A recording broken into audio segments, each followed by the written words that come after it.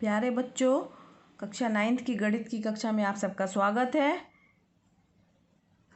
अभी तक हमने प्रश्नावली 2.3 जो है उसके सवाल हल किए थे। अब हम आगे बढ़ते हैं प्रश्नावली 2.4 की ओर। ठीक है बच्चों, तो इस प्रश्नावली को में हम जो है वो क्या पढ़ेंगे, बहुपदों का गुणनखंड। तो बहुपदों का गुणनखंड कैसे करेंगे हम, ठीक, इस प्रश्नावली के अंतर्गत पढ़ेंगे। तो बहुपदों का गुणनखंड पढ़ने के लिए जो है इसकी एक गुणनखंड प्रमेय को भी हम जानेंगे इस प्रश्नावली में। ठीक है बच्चों, तो आइए देखते हैं बहुपदों का गुणनखंड जो है करने के लिए जो गुणनखंड की प्रमेय है वो क्या है। तो बहुपदों का गुणनखंड जो है हम इस चैप्टर में पढ़ेंगे और हम जानेंगे क्या है कि गुणनखंड प्रमेय क्या है। ये प्रमेय जो है क्या कहती है, आइए देखते हैं। हाँ बच्चों, गुणनखंड प्रमेय हमारी कह रही है कि यदि px घात अगर n है जो कि 1 के बराबर या 1 से बड़ा है वाला एक बहुपद हो और a कोई वास्तविक संख्या हो तो x माइनस a px का एक गुणनखंड होता है। यदि pa बराबर 0 हो, और दूसरा पॉइंट क्या दिया है कि अगर pa बराबर 0 है या होता है यदि x माइनस a px का एक गुणनखंड हो। सेकंड वाला पार्ट जो है पहले वाले कथन का जस्ट अपोजिट दिया हुआ है। चलिए आइए इस गुणनखंड प्रमेय को हम साधारण शब्दों में समझें कि ये प्रमेय हमारी क्या कह रही है कि अगर px जो है कोई भी एक बहुपद दिया हुआ है और a कोई वास्तविक संख्या है, अगर x माइनस a जो है px का गुणनखंड होगा, तब हम यहाँ जहाँ पे भी x है वहाँ पर क्या रखेंगे, a रखेंगे और 0 प्राप्त हो रहा है तो इसका मतलब है कि वह उसका गुणनखंड होगा। और अगर 0 प्राप्त हो रहा है तो इसका मतलब है कि अगर मान लीजिए pa का मान 0 प्राप्त हो रहा है इसी का अपोजिट, तो इसका मतलब है कि x माइनस a px का एक गुणनखंड है। आइए एक एग्जाम्पल के माध्यम से समझें, तब ज़्यादा समझ में आएगा। साधारण शब्दों में समझा जाए इसको कि px जो है, मान लिया एक एग्जाम्पल दिया हुआ है कि px जो है equal to x cube plus 3x square plus 5x plus 6। ठीक है बच्चों, अब इसको हमें बताना है कि x प्लस 2 जो है, मान लिया x प्लस 2 जो है वो इसका गुणनखंड है कि नहीं। अब ये हमें मान लीजिए चेक करना है, तो इसके लिए हम क्या करेंगे कि सबसे पहले x प्लस 2 यानी x प्लस 2 बराबर 0, यानी x बराबर क्या माना जाएगा, -2। ठीक, अब ये x बराबर -2 यहाँ पर x की जगह पे सब जगह रखेंगे तो क्या आ जाएगा, p माइनस 2 बराबर क्या आ जाएगा, -2 की घाते 3 प्लस 3 इंटू -2 का स्क्वायर प्लस 5 इंटू -2 प्लस 6। समझ में आ रहा है ना बच्चों। कुछ नहीं करना, केवल हमें जो है उसको 0 के बराबर करके उसका मान ज्ञात करेंगे और वही मान हम उठा के दिए गए बहुपद में रखेंगे। अगर बहुपद का मान 0 आ जाएगा तो इसका मतलब है कि गुणनखंड होगा, अगर 0 नहीं आएगा तो गुणनखंड नहीं होगा। आइए इसको हल करते हैं। ये -2 की घाते 3 कितना हो गया, -8 हो गया। ये 2 दूनी 4 हो जाएगा, चिन्ह पॉजिटिव हो जाएगा, 4 तिहाई 12 प्लस 12, फिर -5 दूनी 10 प्लस 6 इक्वल टू हो जाएगा 12। ये -10 और -8 कितना, 12 6 18 हो गया, और ये -18, 18 में से 18 गया 0, 0 आ रहा है क्योंकि p-2 कितना प्राप्त हो रहा है बच्चों, 0 प्राप्त हो रहा है। तो इस गुणनखंड प्रमेय हमारी कह रही है, गुणनखंड प्रमेय के अनुसार क्या होगा, उसके अनुसार इसका मतलब क्या हुआ कि x माइनस 2 जो x प्लस 2, ये x प्लस 2 जो है वो px का एक गुणनखंड है। ठीक है बच्चों, समझ में आ रहा है। चलिए आगे समझने के लिए इसके प्रश्नों को हल करेंगे इस प्रश्नावली के। तो आइए बढ़ते हैं प्रश्नावली 2.4 की ओर। प्रश्नावली 2.4 का पहला क्वेश्चन है, बताइए कि निम्नलिखित बहुपदों में से किस बहुपद का गुणनखंड x प्लस 1 है। ठीक है, तो यहाँ पे बहुपद दिया हुआ है और हमें पता करना है कि x प्लस 1 जो है वो गुणनखंड है इस बहुपद का कि नहीं है। तो इस पहले प्रश्न में जो है इसके 4 पार्ट दिए हुए हैं। इसका पहला पार्ट दिया हुआ है x³ plus x² plus x plus 1। ठीक है, आइए देखते हैं हम इसको गुणनखंड प्रमेय के अनुसार किस तरीके से हल करेंगे। ठीक है बच्चों, चलिए तो हम सबसे पहले क्या करेंगे, मान लेंगे px बराबर हमारा क्या है x³ plus x² plus x plus 1। ठीक है, अब यहाँ पे ध्यान दीजिए किसको हमें निकालना है कि गुणनखंड है कि नहीं, तो x प्लस 1। तो x प्लस 1 को निकालना है तो क्या करेंगे हम पहले, x प्लस 1 बराबर 0, यानी x बराबर कितना माना जाएगा -1। तो ये x इक्वल टू -1 जो हमें प्राप्त हुआ है वो क्या करेंगे हम, यहाँ पे जहाँ पर x है वहाँ पर क्या करेंगे -1 जो है रखेंगे।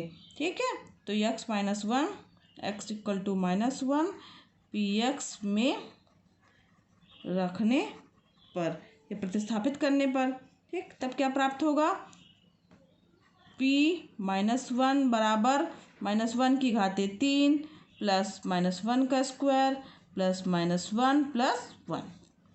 अब -1 की घाते 3 का कितना मतलब हुआ, 1 आ जाएगा माइनस में, और 1 का स्क्वायर क्या आ जाएगा 1।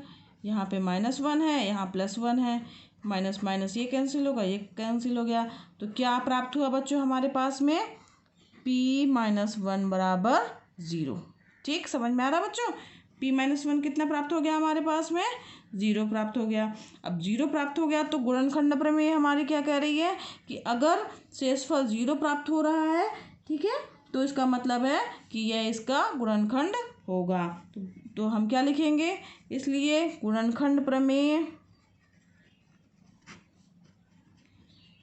प्रमेय के अनुसार,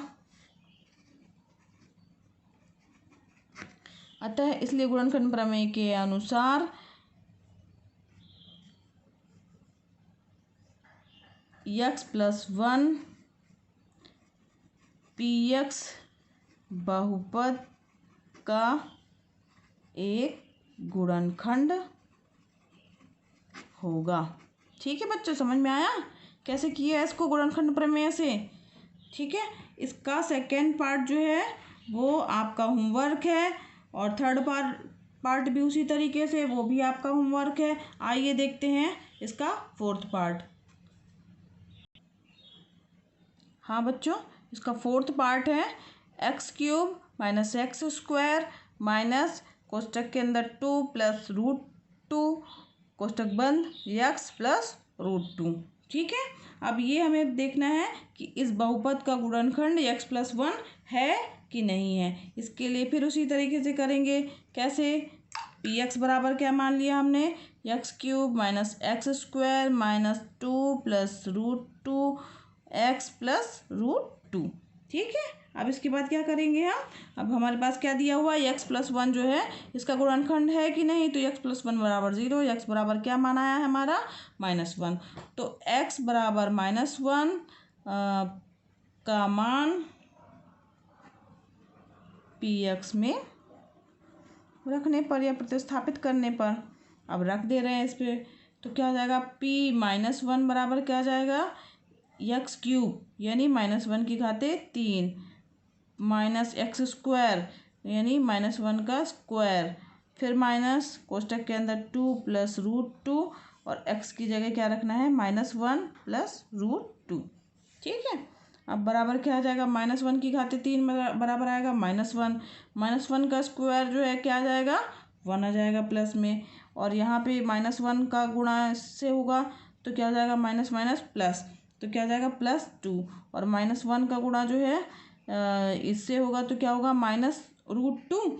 ठीक है, और यहाँ पे ये इस चिन्ह का भी माइनस के साथ गुणा होगा तो क्या हो जाएगा, +√2, और यहाँ पे +√2 है ही। ठीक, अब -1 कितना हो गया, -2 प्लस 2 प्लस √2 कितना हो गया, 2√2। अब ये दोनों आपस में कैंसिल हो जाएंगे, हमारे पास क्या बचा, 2√2। अब यहाँ पे ध्यान दीजिए बच्चों, 2√2 क्या 0 के बराबर है? तो ये तो 0 के बराबर नहीं आ रहा है, तो इसका मतलब हुआ कि गुणनखंड प्रमेय के अनुसार जो है ये x+1 जो है पी एक्स का बहुपद का गुणनखंड नहीं होगा। तो हम क्या लिखेंगे? अतः गुणनखंड प्रमेय से प्रमेय के अनुसार x+1 पी एक्स का एक गुणनखंड नहीं होगा।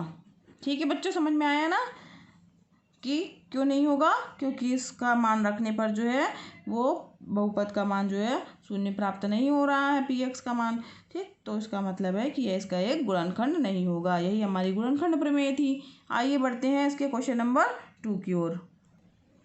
हाँ बच्चों, अब इसका दूसरा क्वेश्चन कह रहा है, गुणनखंड प्रमेय लागू करके बताइए कि निम्नलिखित स्थितियों में से प्रत्येक स्थिति में जी एक्स पी एक्स का एक गुणनखंड है या नहीं है। ठीक है, तो इसमें भी यही करना, हमें गुणनखंड प्रमेय के द्वारा बताना है कि पी एक्स जो है जी एक्स का गुणनखंड है या नहीं। तो हमारे पास पी एक्स पहला, इसके भी पार्ट दिए हुए हैं बच्चों, इसमें 3 पार्ट दिए हुए हैं आपके पास में। तो पहला पार्ट दिया है पी एक्स बराबर ये दिया हुआ है 2x³ + x² - 2x - 1, और जी एक्स हमारा क्या दिया हुआ है? x+1। ठीक है, अब हमें ये बताना है कि जी एक्स जो है वो पी एक्स का एक गुणनखंड है कि नहीं है। तो जी एक्स जो है वो पी एक्स का गुणनखंड है या नहीं, इसके लिए सबसे पहले हम क्या करेंगे? इसके पहले जो है जी एक्स जो है इसको जो है शून्य के बराबर का इसका शून्यक ज्ञात करेंगे। शून्यक मतलब x+1 बराबर 0 करेंगे। x+1 बराबर 0 यानी x का मान प्राप्त होगा। वो x का मान जो है हम पी एक्स पे रखेंगे, और पी एक्स पर रखने के पश्चात अगर पी एक्स का मान हमारा शून्य आ रहा है तो शेषफल प्रमेय के अनुसार जो है वो क्या होगा? ये इसका गुणनखंड होगा। अगर 0 नहीं आएगा तो इसका मतलब है कि जी एक्स जो है वो पी एक्स का गुणनखंड नहीं होगा। समझ में आ रहा है ना बच्चों? चलिए आइए देखते हैं इस प्रश्न को हल हम कैसे करेंगे। तो हमारे पास पी एक्स तो दिया हुआ है, ठीक है, तो पी एक्स बराबर क्या दिया हुआ है? 2x³ + x² - 2x - 1, और जी एक्स क्या दिया हुआ है? जी एक्स भी दिया हुआ है हमारे पास, जी एक्स बराबर x+1। ठीक है, तब जी एक्स का शून्यक क्या होगा? जी एक्स का शून्यक यानी x+1 बराबर 0 का हल होगा। ठीक है, अब इसका हल होगा मतलब x+1 बराबर 0, तो x बराबर क्या मान प्राप्त हो गया हमारे पास में बच्चों? -1। अब ये x बराबर जो -1 प्राप्त हुआ है वो हम क्या करेंगे? पी एक्स में जहाँ जहाँ पर भी x है वहाँ पर इसका मान रखेंगे। तो क्या लिखेंगे बच्चों कि x बराबर -1 पी एक्स में रखने पर, अब रखते हैं, देखते क्या प्राप्त हो रहा है बच्चों। p-1 बराबर क्या हो जाएगा? 2 × -1 की घाते 3 प्लस -1 का स्क्वायर -2 × -1 और ये -1। ठीक है बच्चों, अब इसको हल करते हैं। आइए देखिए क्या प्राप्त होगा। -1 की घाते 3 मतलब -1 आएगा, तो ये हो जाएगा -2। ये क्या आ जाएगा? +1 आ जाएगा, माइनस माइनस प्लस आ जाएगा, +2 आ जाएगा, और ये क्या हो गया हमारा? -1। समझ में आया बच्चों? चलिए आगे बढ़ते हैं। ये -2 + 2 क्या हो गया? 0, यानी ठीक है, -2 + 2 0 हो गया, और 1 और -1 क्या हो गया? 0 हो गया। या ऐसे भी कर सकते हैं 3 - 3 यानी 0। ठीक, समझ में आया बच्चों? मान क्या हो गया हमारे पास? p-1 बराबर 0 प्राप्त हो गया। अब 0 प्राप्त हो गया तो हमारी शेषफल प्रमेय कहती है कि अगर जो है शेषफल 0 प्राप्त हो रहा है तो इसका मतलब ही है कि जो हमारा दिया गया जी एक्स है वो पी एक्स का क्या होगा? एक गुणनखंड होगा। तो इसलिए क्या लिखेंगे? शेषफल प्रमेय के अनुसार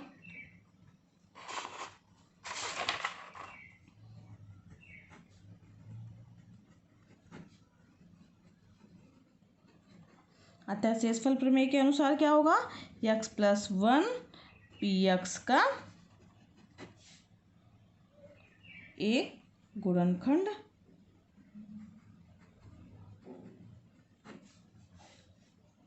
होगा। ठीक है, शेषफल प्रमेय या गुणनखंड प्रमेय वो दोनों एक ही हो गए। इसके अनुसार जो है इसका एक क्या हो जाएगा, ये एक जो गुणनखंड होगा। ठीक है, इसी तरीके से बच्चों इसके दो पार्ट और दिए हुए हैं, इसमें भी आपको यही प्रक्रिया अपनानी है और ये दोनों पार्ट जो है वो आपके होमवर्क है, ये आप करिएगा। आशा है कि ये आपसे बन जाएंगे। ठीक है बच्चों, अब आगे मिलते हैं। आज के लिए इतना ही, आगे मिलेंगे हम लोग नेक्स्ट क्लास में। धन्यवाद।